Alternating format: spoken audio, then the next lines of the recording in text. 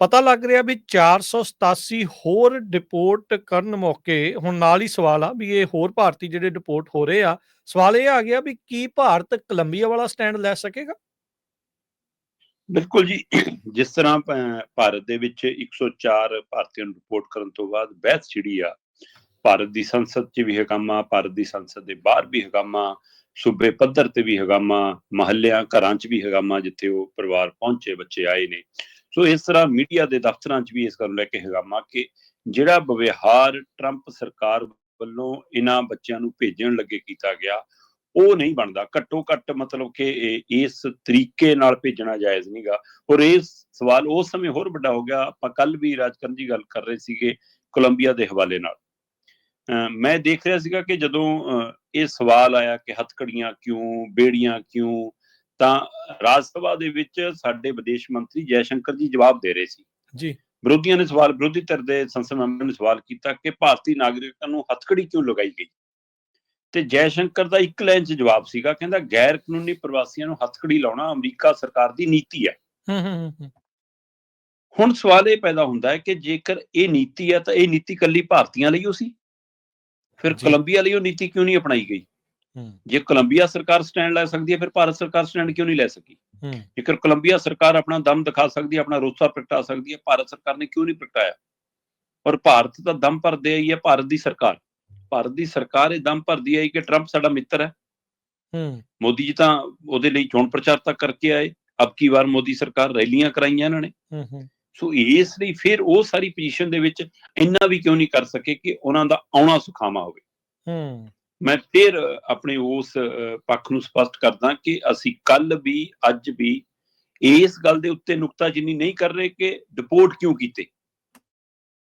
ਜੀ। ਅਸੀਂ ਨੁਕਤਾਚੀਨੀ ਕਰ ਰਹੇ ਹਾਂ ਰਿਪੋਰਟ ਕਰਕੇ ਭੇਜਣ ਦੇ ਤਰੀਕੇ ਤੇ ਉਸ ਹਵਾਲੇ ਨਾਲ ਹੁਣ ਜਦੋਂ ਨਵੀਂ ਇੱਕ ਸੂਚਨਾ ਭਾਰਤੀ ਮੀਡੀਆ 'ਚ ਨਸ਼ਰ ਹੋਈ ਕਿ 487 ਹੋਰ ਭਾਰਤੀਆਂ ਨੂੰ ਡਿਪੋਰਟ ਕੀਤਾ ਜਾ ਰਿਹਾ, ਤੇ ਉਸ ਸਮੇਂ ਭਾਰਤ ਸਰਕਾਰ ਨੇ ਹਾਮੀ ਭਰੀ ਕਿ ਜੀ ਅਜੇ 298 ਦੇ ਵੇਰਵੇ ਸਾਡੇ ਨਾਲ ਸਾਂਝੇ ਹੋਏ ਆ ਕਿ ਪੂਰੇ 487 ਦੇ ਵੇਰਵੇ। ਕਹਿੰਦੇ ਜਦੋਂ ਤੱਕ ਉਹਨਾਂ ਦੀ ਪਹਿਚਾਣ, ਉਹਨਾਂ ਦੀ ਆਇਡੈਂਟੀਟੀ, ਉਹਨਾਂ ਦੇ ਡਾਕੂਮੈਂਟ, ਉਹਨਾਂ ਦੇ ਸੂਬੇ ਦੀ ਜਾਣਕਾਰੀ, ਫਿਰ ਉੱਥੋਂ ਆਪਣੀ ਪੁਲਿਸੀਆ ਜਾਂ ਇਹਨਾਂ ਦੀ ਗੁਪਤ ਰਿਪੋਰਟਾਂ ਦੇ ਹਵਾਲੇ ਇਨਕੁਆਇਰੀ ਕਿ ਹਾਂ ਇਹ ਸਹੀ ਹੈ, ਜੈਨੂਇਨ ਹੈ, ਭਾਰਤੀ ਹੈ, ਉਹ ਸਾਰਾ ਕੁਝ ਪੁਸ਼ਟ ਨਹੀਂ ਹੋ ਜਾਂਦਾ, ਤਦ ਤੱਕ ਕਹਿੰਦੇ ਕੁਝ ਨਹੀਂ ਕਹਿ ਸਕਦੇ। ਫਿਲਹਾਲ ਗੱਲ 487 ਦੀ ਆ ਰਹੀ ਹੈ ਰਿਪੋਰਟ ਹੋਣ ਦੀ, ਪਰ ਭਾਰਤ ਸਰਕਾਰ ਨੇ ਇਸ ਗੱਲ ਦੀ ਪੁਸ਼ਟੀ ਕੀਤੀ ਹੈ ਕਿ 298 ਦੇ ਵੇਰਵੇ ਸਾਡੇ ਨਾਲ ਸਾਂਝੇ ਨੇ। ਇਹਦਾ ਮਤਲਬ 298 ਤਾਂ ਹੁਣ ਤਿਆਰੀ ਹੋ ਗਈ। ਬਿਲਕੁਲ। ਤੇ ਇਸ ਲਈ ਹੁਣ ਭਾਰਤ ਸਰਕਾਰ ਦਮ ਭਰ ਰਹੀ ਆ। ਇਹ ਅਜੇ ਕਾਗਜ਼ੀ ਪੱਤਰੀ ਦਮ ਹੈ ਕਿ ਜਾਂ ਟਰੰਪ ਸਰਕਾਰ ਤੱਕ ਪਹੁੰਚ ਹੋ ਗਈ ਆ, ਇਹ ਅਜੇ ਸਪਸ਼ਟ ਨਹੀਂ ਆ। ਪਰ ਦਿੱਲੀ ਤੋਂ ਬੈਠ ਕੇ ਹੁਣ ਇਹ ਸੁਨੇਹਾ ਮੀਡੀਆ ਦੇ ਰਾਹੀਂ ਘੱਲਿਆ ਜਾ ਰਿਹਾ ਕਿ ਅਸੀਂ ਜੀ ਸੰਪਰਕ 'ਚ ਟਰੰਪ ਸਰਕਾਰ ਦੇ ਪ੍ਰਸ਼ਾਸਨ ਦੇ ਅਧਿਕਾਰੀਆਂ ਦੇ ਨੁਮਾਇੰਦਿਆਂ ਦੇ, ਤੇ ਅਸੀਂ ਇਸ ਕੋਸ਼ਿਸ਼ 'ਚ ਕਿ ਹੁਣ ਕੋਈ ਮਤਲਬ ਅਜਿਹੀ ਬਦਸਲੂਕੀ, ਅਜਿਹਾ ਮਾੜਾ ਵਿਵਹਾਰ ਭਾਰਤੀਆਂ ਨਾਲ ਨਾ ਹੋਵੇ ਜੋ ਪਿਛਲੀ ਵਾਰ ਹੋਇਆ।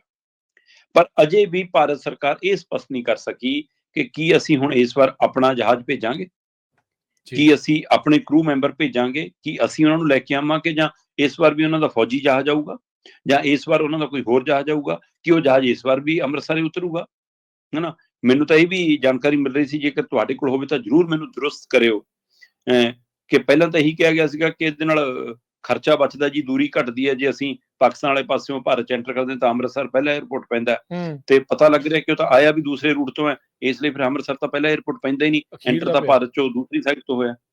ਜੇ ਸਹੀ ਹੈ ਤਾਂ ਤੁਸੀਂ ਦਰੁਸਤ ਕਰ ਦਿਓ ਮੈਨੂੰ। ਬਿਲਕੁਲ ਬਿਲਕੁਲ ਸਹੀ ਕਹਿ ਰਹੇ ਆ। ਬੰਬੇ ਤੋਂ ਹੁੰਦਾ ਹੋਇਆ ਸੂਰਤ, ਵਡੋਦਰਾ, ਅਹਿਮਦਾਬਾਦ ਕ੍ਰਾਸ ਕਰਕੇ ਫਿਰ ਅਖੀਰ ਦੇ ਵਿੱਚ ਅੰਮ੍ਰਿਤਸਰ ਆਉਂਦਾ।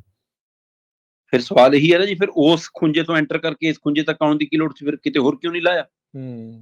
ਫਿਰ ਆਪਾਂ ਪਹਿਲਾਂ ਵੀ ਗੱਲ ਕਰਦੇ ਨੇ ਕਿ ਇਹ ਸਾਰੇ ਇਹਦੇ ਵਿੱਚ ਪੰਜਾਬੀ ਤਾਂ ਨਹੀਂ ਸੀ ਨਾ, ਨਹੀਂ ਸੀ, ਤੇ ਉਹਨਾਂ ਨੇ ਪੰਜਾਬ ਨੂੰ ਤਾਂ ਨਹੀਂ ਡਿਪੋਰਟ ਕੀਤੇ ਜੀ, ਠੀਕ ਹੈ ਨਾ। ਫਿਰ ਤੁਸੀਂ ਭਾਰਤ ਦੀ ਰਾਜਧਾਨੀ ਲਾ ਲੈਂਦੇ। ਹੁਣ ਇੱਥੇ ਵੀ ਅੰਮ੍ਰਿਤਸਰ ਏਅਰਪੋਰਟ ਤੇ ਵੀ ਇਹ ਜਹਾਜ਼, ਜਿੱਥੇ ਯਾਤਰੂ ਜਹਾਜ਼ ਲੈਂਡ ਹੁੰਦੇ ਨੇ, ਉੱਥੇ ਤਾਂ ਲੈਂਡ ਨਹੀਂ ਹੋਇਆ ਨਾ। ਉਹ ਫੌਜ ਦੇ ਉੱਥੇ ਉਹਦੇ ਵਿੱਚ ਲੈਂਡ ਹੋਇਆ, ਤੇ ਫਿਰ ਉੱਥੇ ਦਿੱਲੀ ਕਰਾ ਲੈਂਦੇ। ਸੋ ਇਸ ਲਈ ਇਹ ਬੜੇ ਸਵਾਲ ਖੜੇ ਨੇ। ਪਰ ਹੁਣ ਸਵਾਲ ਜਿਹੜਾ ਕੋਲੰਬੀਆ ਦੇ ਹਵਾਲੇ ਨਾਲ ਆਇਆ, ਕੋਲੰਬੀਆ ਦੇ ਰਾਸ਼ਟਰਪਤੀ ਨੇ ਜੋ ਸਪਸ਼ਟ ਸਟੈਂਡ ਲਿਆ ਕਿ ਮੈਂ ਆਪਣੇ ਮੁਲਕ 'ਚ ਅਮਰੀਕਾ ਦੇ ਫੌਜੀ ਜਹਾਜ਼ ਨੂੰ ਲੈਂਡ ਨਹੀਂ ਕਰਨ ਦੇਵਾਂਗਾ, ਹਾਂਜੀ। ਮੈਂ ਆਪਣੇ ਨਾਗਰਿਕਾਂ ਨੂੰ ਅਸੀਂ ਆਪ ਲੈ ਕੇ ਜਾਵਾਂਗੇ ਫਿਰ, ਹੈਂ ਤੇ ਬੇਸ਼ੱਕ ਉਹ ਦੇਖੋ, ਜੇ ਹੁਣ ਭਾਰਤ ਦੇ ਜਿਹੜੇ 104 ਆਏ, ਉਹ ਵੀ ਗਲਤ ਤਰੀਕੇ ਨਾਲ ਗਏ, ਕਾਨੂੰਨੀ ਤੌਰ ਤੇ ਉਹਨਾਂ ਨੇ ਕਾਨੂੰਨ ਭੰਗ ਕੀਤਾ, ਦੂਸਰੇ ਮੁਲਕ ਦੀ ਹੱਦ 'ਚ ਦਾਖਲ ਹੋਏ, ਤੇ ਪਰ ਉਹ ਹੈ ਤਾਂ ਭਾਰਤ ਦੇ ਨਾਗਰਿਕ ਸੀ ਨਾ। ਤੇ ਇਸੇ ਤਰ੍ਹਾਂ ਕੋਲੰਬੀਆ ਦੇ ਤਾਂ ਡਿਪੋਰਟ ਕੀਤੇ ਗਏ ਨੇ। ਕੋਲੰਬੀਆ ਵਾਲੇ ਕਿਹੜਾ ਸੈਰ ਕਰਨ ਆਏ ਸੀ, ਤੇ ਪਰ ਉੱਥੋਂ ਦੀ ਸਰਕਾਰ ਨੇ ਉਹਨਾਂ ਦੀ ਪਹਿਰੇਦਾਰੀ ਕੀਤੀ ਨਾ, ਕਿ ਬਈ ਸਾਡੇ ਨੇ ਗਲਤੀ ਕਰ ਲਈ, ਕੁਝ ਕਰ ਲਈ, ਪਰ ਅਸੀਂ ਹੁਣ ਇਹਨਾਂ ਨੂੰ ਇਸ ਔਖੀ ਘੜੀ 'ਚ ਇਕੱਲਿਆਂ ਨਹੀਂ ਛੱਡ ਸਕਦੇ। ਤੇ ਉੱਥੋਂ ਦੇ ਰਾਸ਼ਟਰਪਤੀ ਨੇ ਜਹਾਜ਼ ਵੀ ਆਪਣੇ ਭੇਜੇ, ਤੇ ਬਕਾਇਦਾ ਤੌਰ ਤੇ ਕੋਲੰਬੀਆ ਦੀ 에ਅਰਪੋਰਟ ਤੇ ਰਿਸੀਵ ਕਰਨ ਉਹਨਾਂ ਦੇ ਰਾਸ਼ਟਰਪਤੀ ਗੁਸਤਾਵੋ ਪੈਟਰੋ ਗਏ, ਤੇ ਇੱਧਰ ਸਾਡੇ ਫੌਜੀ ਜਹਾਜ਼ ਆਇਆ, ਤੇ ਉਸ ਤੋਂ ਬਾਅਦ ਰਿਸੀਵ ਕਰਨ ਲਈ ਸਾਡੀਆਂ ਉਹ ਬੱਸਾਂ ਗਈਆਂ ਜਿਹੜੀਆਂ ਜੀ ਮਤਲਬ ਕੈਦੀਆਂ ਨੂੰ ਲੈ ਕੇ ਜਾਂਦੀਆਂ ਨੇ, ਉਹਨਾਂ ਜਾਲੀ ਲੱਗੀਆਂ ਬੱਸਾਂ ਦੇ ਵਿੱਚ ਬਿਠਾ ਕੇ ਉਹਨਾਂ ਨੂੰ ਲਿਆਂਦਾ ਗਿਆ। ਸੋ ਇਹ ਫਰਕ, ਇਸ ਲਈ ਇੱਕ ਵਾਰ ਫਿਰ ਜਿੱਦਾਂ ਹੀ 487 ਦੀ ਗੱਲ ਤੁਰੀ ਹੈ ਰਾਜਕਰਨ ਜੀ, ਜਾਂ 298 ਦੇ ਅੰਕੜਿਆਂ ਦੇ ਹਵਾਲੇ ਨਾਲ ਗੱਲ ਸਾਹਮਣੇ ਆ ਰਹੀ ਆ, ਤਾਂ ਇਹ ਸਵਾਲ ਹੁਣ ਵੱਡਾ ਹੁੰਦਾ ਜਾ ਰਿਹਾ, ਕੀ ਭਾਰਤ ਹੁਣ ਸਟੈਂਡ ਲਵੇਗਾ? ਔਰ ਉਹ ਵੀ ਉਸ ਸਮੇਂ ਜਦੋਂ 4 ਦਿਨਾਂ ਨੂੰ ਜਾਣਾ ਹੋਵੇ ਸਾਡੇ ਪ੍ਰਧਾਨ ਮੰਤਰੀ ਨਰਿੰਦਰ ਮੋਦੀ ਹੋਰਾਂ ਨੇ ਅਮਰੀਕਾ, ਤੇ ਹੁਣ ਦੇਖਣਾ ਹੋਏਗਾ ਕਿ ਜੋ ਹੋਇਆ ਸੋ ਹੋਇਆ, ਹੁਣ ਅਗਲੀ ਵਾਰ ਨਾ ਹੋਵੇ। ਧੰਨਵਾਦ ਹੋਏਗਾ ਜੇਕਰ ਸਰਕਾਰ ਨੇ ਇਸ ਦੀ ਪਹਿਲ ਕਦਮੀ ਕੀਤੀ, ਚਾਰਜੋਈ ਕੀਤੀ, ਪਰ ਜਿਹੜਾ 104 ਵਾਲੀ ਆਮਦ ਵਾਲਾ ਨਾ, ਇਹ ਦਾਗ ਹੁਣ ਸਦਾ ਲਈ ਲੱਗ ਗਿਆ ਜਨਾਬ। ਇਹ ਜਦੋਂ ਵੀ ਇਹ ਗੱਲ ਆਏਗੀ ਤਾਂ ਇਸ ਦੇ ਲਈ ਭਾਰਤ ਸਰਕਾਰ ਦੇ ਉੱਤੇ, ਨਰਿੰਦਰ ਮੋਦੀ ਦੀ ਸਰਕਾਰ ਦੇ ਉੱਤੇ ਸਵਾਲੀਆ ਚਿੰਨ੍ਹ ਰਹੇਗਾ ਹੀ ਰਹੇਗਾ। ਭਗਵੰਤ ਮਾਨ ਹੋਣਾ ਨੇ ਵੀ ਕੱਲ ਇਹ ਵੀਡੀਓ ਪਾ ਕੇ ਇਹ ਸਾਰਾ ਜਿਹੜਾ ਦੋਸ਼ ਆ ਹਰਿਆਣੇ ਦੀ ਸਰਕਾਰ ਤੇ ਭਾਰਤ ਦੀ ਸਰਕਾਰ ਦੇ ਉੱਤੇ ਜਿਹੜਾ ਉਹ ਲਾਇਆ ਸੀਗਾ। ਧਾਲੀਵਾਲ ਹੁਣੀ ਉੱਥੇ ਗਏ ਸੀਗੇ, ਕੀ ਉਹਨਾਂ ਦੇ ਕੋਲ ਅਖਤਿਆਰ ਸੀਗਾ ਰੋਕਣ ਦਾ? ਨਹੀਂ, ਸਵਾਲ ਤਾਂ ਇਹ ਹੈ ਕਿ ਫਿਰ ਜੇ ਤੁਸੀਂ ਪੰਜਾਬ ਦੇ 에ਅਰਪੋਰਟ ਦੇ ਹਵਾਲੇ ਨਾਲ ਕਹਿੰਦੇ, ਤੁਸੀਂ ਸਟੈਂਡ ਲੈ ਲੈਂਦੇ ਫਿਰ ਕੋਈ। ਜੇ ਦਮ ਸੀ, ਸਰਕਾਰ ਉੱਥੇ ਜਾ ਕੇ 에ਅਰ ਪੱਟੀ ਤੇ ਬੈਠ ਜਾਂਦੀ ਫਿਰ।